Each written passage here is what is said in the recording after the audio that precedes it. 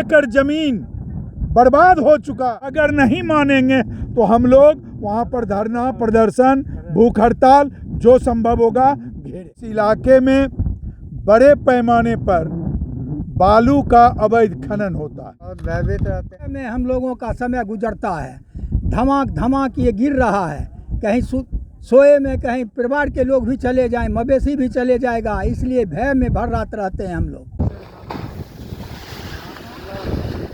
बेगूसराय में भी अब गंगा का प्रकोप दिखना शुरू हो गया है। इस वक्त हम मौजूद हैं मटिहानी प्रखंड क्षेत्र के बलाहपुर एक पंचायत के सिंहपुर गांव में, और यहाँ पर गंगा का प्रकोप दिखना शुरू हो गया है। यहाँ पर गंगा का कटाव शुरू हो गया है और यहाँ के किसानों की ज़मीन जो है गंगा के कटाव में दिन रात जा रही है। अभी हम गंगा घाट पर मौजूद हैं, जिस जगह मौजूद हैं यहाँ पर भी जो है कटाव शुरू है, और यहाँ देखिए ग्रामीण सब लोग यहाँ डर के साए में जीने को मजबूर हैं और देख रहे हैं कि उनकी ज़मीन जो है किस तरह से गंगा में कट के जा रही है। और तस्वीर देख सकते हैं यहाँ पर भी, देखिए अभी कटाव होगा कुछ देर में जो है देखिए यहाँ मिट्टी ये धंस सकती है, क्योंकि देखिए इसमें निशान पड़ चुका है, पूरा मिट्टी जो है अलग हो चुकी है और ये मिट्टी जो है गंगा में समा जाएगी। देखिए यहाँ निरीक्षण करने के लिए पहुँचे हैं यहाँ के जिला परिषद हैं, अंजनी कुमार नाम है इनका, इनसे जानते सर निरीक्षण किए हैं क्या कुछ इनका निदान होगा। देखिए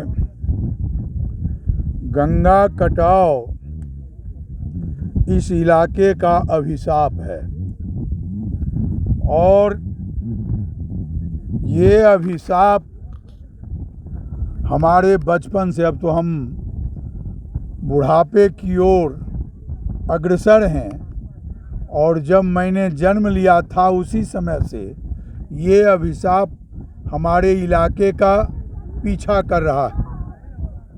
अभी आप बलाहपुर एक पंचायत के सिंहपुर घाट पर हैं, जिसके बारे में पहले भी पिछले साल भी इसी महीना में प्रशासन को जानकारी दी गई थी कि यहाँ गंगा कटाव का तीक्ष्ण धार सेंट्रलाइज है, इस पर रोक लगना चाहिए, प्रतिरोधक काम होना चाहिए। गंगा कटाव के दो एस्पेक्ट हैं। एक तात्कालिक जो कटाव है, इसका सबसे बड़ा तात्कालिक कारण है कि इस इलाके में बड़े पैमाने पर बालू का अवैध खनन होता है। ये तात्कालिक कारण है, ये मूलभूत कारण नहीं है, लेकिन तात्कालिक मजबूत कारण है जिसके कारण गंगा की धार इस किनारे की ओर दौड़ती है। मूलभूत कारण सरकार के जल प्रबंधन की नीति और योजना विहीन विकास का रास्ता। अगर गंगा नदी को 500 मीटर की चौड़ाई में सिमट दिया जाए, इस नदी की गाद को निकाल करके दोनों तरफ सीमेंटेड बोल्डर पिचिंग तटबंध, बाढ़ का जो उच्चतम सूचकांक है, अभी तक में 21 का सूचकांक सबसे ऊपर है, उससे 5 फीट ऊपर मिनिमम अगर दोनों किनारे को बांध करके अगर 500 मीटर में गंगा नदी की धार को सिमटा जाता है, इससे इस देश को, इस इलाके को बड़ा लाभ हो सकता है, बिजली उत्पादन हो सकता है, हम इससे सिंचाई का प्रबंध कर सकते हैं, ये हमारे लिए वरदान हो सकता है। लेकिन इस इलाके का लाखों एकड़ जमीन बर्बाद हो चुका, यहाँ के लोग कंगाल हो गए, विस्थापित हो करके, भूमिहीन हो करके गुप्ता लक्ष्मीनिया बांध पर या यत्र तत्र सर्वत्र बिखरे पड़े हैं। न तो उनके पुनर्वास का कोई इंतजाम है और न जल प्रबंधन का। अभी तत्काल में सिंहपुर घाट पर हम जिला प्रशासन से कल जाके मिल करके बात करेंगे कि यहाँ पर सबसे ज़्यादा बंडाल बांध करके बांस का अभी बिल बनाने के लिए जल्ला में बोरा बांध बांध के गिराया जा रहा मिट्टी का, वो मजबूत वो फैक्टर नहीं बनेगा रोक का, अगर बंडाल बांध करके बांस का और उसके बीच में अगर बोरा बोल्डर दे करके धार को तोड़ा जाए तो धार दूर भागेगा। अगर 200 मीटर 400 मीटर पर यह व्यवस्था अगर कर दी जाती है तो सिंहपुर को बचाया जा सकता है। अब सिंहपुर ये टोला जहां से गंगा लौटी थी वो खतरे में है और जिला प्रशासन से यही मांग है, सिंहपुर को बचाना है तो सिंहपुर घाट से पश्चिम से लेकर के पूरब तक 200 मीटर पर बांस का बंडाल बांध करके इसको बचाया जाना चाहिए। यही प्रयास हम करेंगे। प्रयास करेंगे कि क्या या कर रहे हैं? प्रयास करेंगे। कल से प्रयास कर रहे हैं। कल से हम जिला प्रशासन से बात करेंगे और बात करके इस पर जोर देंगे।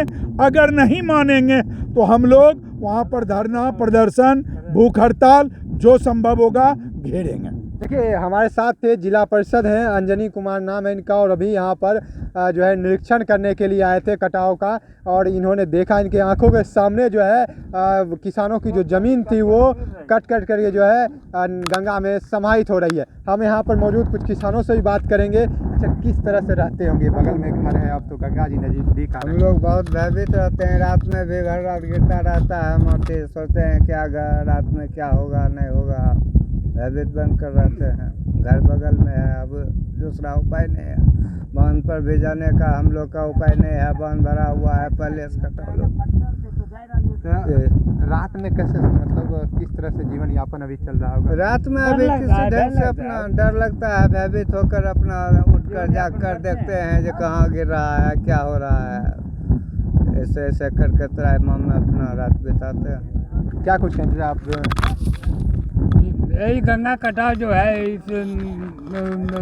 डर तो मुझे ये घर गिरेगा गांव गिरेगा, हम लोग क्या करें? इसका उपाय सरकार ही नहीं करेगा, हम थोड़े करेंगे। 3 बार कट चुके हैं। अच्छा, 3 बार कट चुके हैं। 3 बार कट 3 बार कट चुके हैं। हमारा अब सिंहपुर मौजा है उस पार। अच्छा, हाँ, और बलापुर मौजा में हम लोग बसे हुए हैं। और यहाँ कटने के बाद 3 बार हम लोगों को कहाँ जाएंगे इसका कोई पता चारा नहीं है। अच्छा, चूँकि सिंहपुर यहाँ से 3 किलोमीटर है सामो के सीमान में, वहाँ से कट करके फिर लास्ट सिंहपुर मौजा में बसे, फिर वहाँ से कट करके अभी यहाँ बल्लभपुर मौजा में बसे हुए हैं। बल्लभपुर मौजा के बाद कहीं कोई चारा नहीं मिलता है, कहाँ जाए। रात में भय में हम लोगों का समय गुजरता है। धमाक धमाक ये गिर रहा है, कहीं सोए में कहीं परिवार के लोग भी चले जाएं, मवेशी भी चले जाएगा, इसलिए भय में भर रात रहते हैं हम लोग। अच्छा, कोई आए हैं देखने के लिए? आए कोई हैं? देखने के लिए ना आए हैं, कोई देखने के लिए ना आए। पिछले समय से जो काम हो रहा है वो काम भी मान लीजिए बोरा में जो शुद्ध बालू भरा जाता, बालू भर के ने मिट्टी भरा गया और मिट्टी में 8 आना 6 आना बोरा में रहा, बाकी पानी के ढेर में फंस गया। यह सरकार का जो मान लीजिए नीति रोकने का है, वो रोकने का नहीं है बल्कि कुल को मिला जुला करके खाने का नीति है। हम लोग भय के साये में जी रहे हैं। देखिए हमारे साथ ग्रामीण थे सिंहपुर गांव के, और इनसे हमने बात किया था कि क्योंकि इन्हीं का जो है 6 घर जो है गंगा के बहुत ही किनारे में है, और ज़्यादा देर नहीं, कुछ ही देर में देखिए बहुत सी भूमि जो है गंगा में समाहित हो गई है। तो ये एक बार कैमरा दिखा दीजिए कि इतनी दूर जो है पहुंचने में गंगा को भी ज़्यादा देर नहीं लगेगा। तो लोग जो है डर के साए में अभी जी रहे हैं फिलहाल। अब देखने वाली बात होगी जिला प्रशासन इस पर क्या कुछ कार्रवाई करती है इनके लिए।